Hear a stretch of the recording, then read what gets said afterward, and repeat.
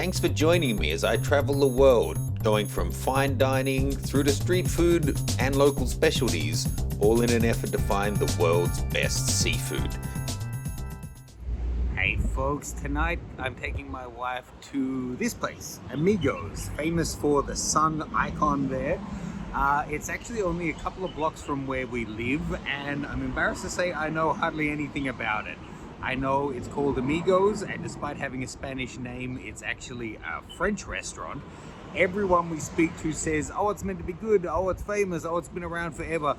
But I don't really know what their signature dish is, I don't really know what their history is. So let's cut to some B-roll and I'll Google it and let you know in the edit. But let's go check it out and have a lovely, hopefully, French meal.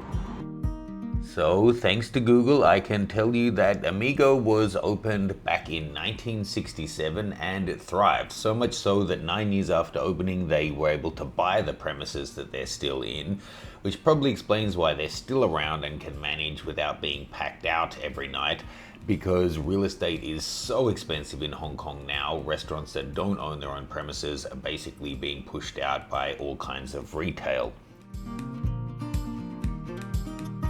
Taking a look around the room, it really feels like a time warp. There's, coats of armor and heavy wood and plush fabrics and silverware and all of the old fine dining things that you would expect from a 100-year-old French restaurant somewhere in France. Now, having subsequently read online about the different people's experiences at Amigo, I have to say we found the service really quite charming. They were attentive and kind, friendly, nice little touches like a rose for the woman and little name cards. It was actually a pad that you could take home with you to use as notepaper. It was really nice in terms of service and ambience. When we went, it was fairly lightly booked, mostly couples on date night, that kind of thing, and the roaming band was a really nice touch. Surprising and impressive, their breadth of their song catalogue that they could perform. Amigo, this isn't that Korean show, this is Amigo. Chef recommends, let's see. So as you can see, this is proper old school French dishes. Don't let the translations fool you.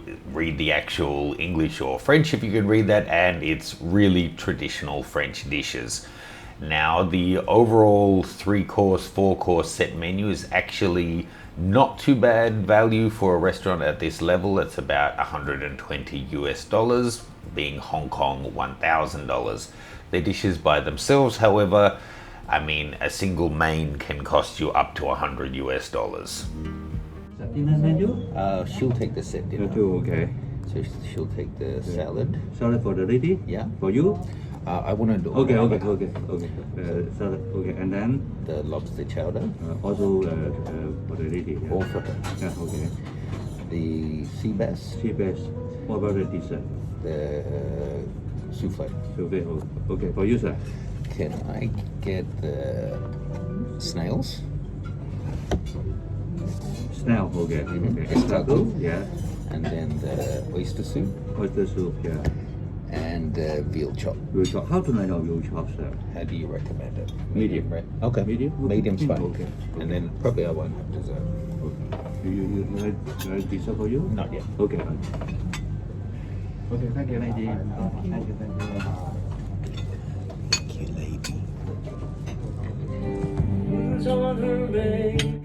Taking a look at all of the silverware, it's really, fine dining, fancy, but very, very traditional. None of this modern tableware. And as you can see, the wait staff serve most of the dishes table side. It comes out partly prepared, but then it's plated at the table. The seafood salad was really nice, came with lots of seafood, and the escargot, if you're down with eating snails, was actually really delicious and smelled amazing with the garlic butter.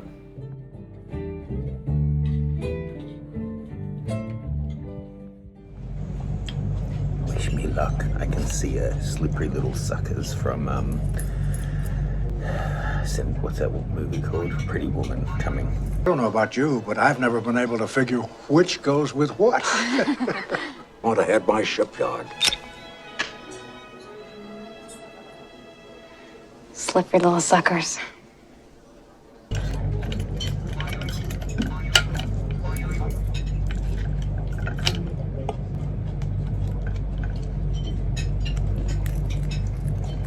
Come here, you little fucker.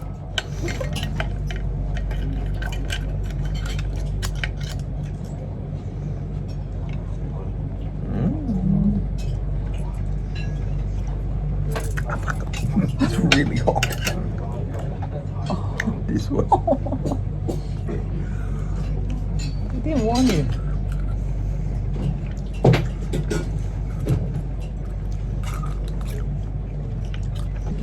Give some with some tea. That's a lot of pressure. I like Nora Jones.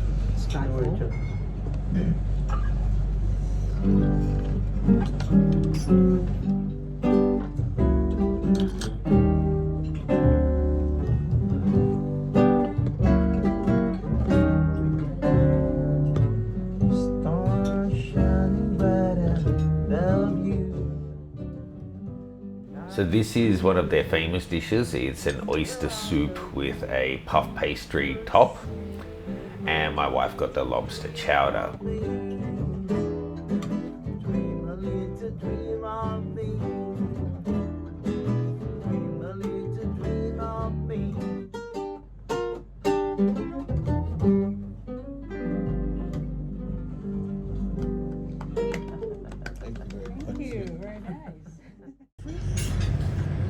Maybe I won't pop the whole thing. I just put this one to one side. It's like going fishing in the rock eyes. Well, it's kind of a clear sauce.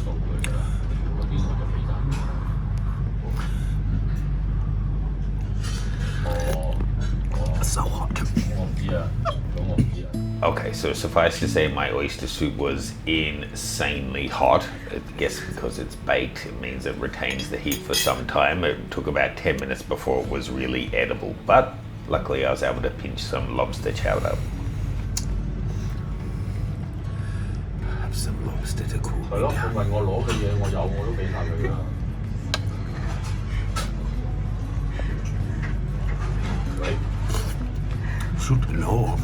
Honestly, the lobster chowder was probably better. Not a huge amount of lobster chunks in it, but it was really flavoursome. Before the main dishes come out, they served a kind of a palate cleanser of a citrusy sorbet, which was actually really, really nice. Time for the mains, and as I said, they serve it on their little cart. I had the veal chop, which was quite huge and delicious and incredibly tender, with hot English mustard and a grain mustard on the side.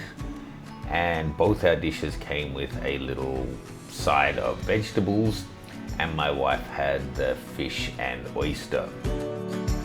They were both good, but not like amazing. It was really well cooked, great quality produce, good quality sauces, but the kind of thing you would leave feeling, yeah, that was a good French meal, but not, wow, I can't wait to go back and try that again. The set menu my wife had came with a dessert, so that was with a souffle. It was actually really, really delicious, and it also came with some little chocolate ice cream wrapped in chocolate sticks to enjoy.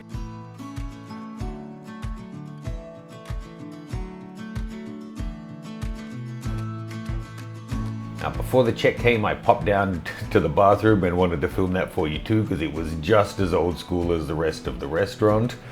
It feels like it was designed even 50 years earlier than it actually was. The bar area as well is a bit of a time warp, but it is a quaint place to go. But just make sure that you dress appropriately. They do have a dress code, white gloves for the waiters, and be expecting to pay $100 to $200 per person, depending on what you order. And that's before we opened their apparently legendary wine list.